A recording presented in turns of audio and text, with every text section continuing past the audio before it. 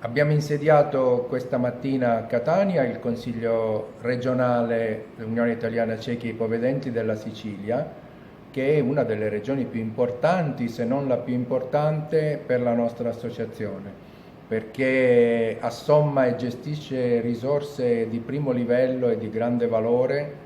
per tutti i ciechi e gli ipovedenti, non solo siciliani. Pensiamo alla stamperia Braille e al polo tattile, al centro Ellen Keller con i cani guida e il polo dell'autonomia, ai due istituti per ciechi, Palermo e Catania.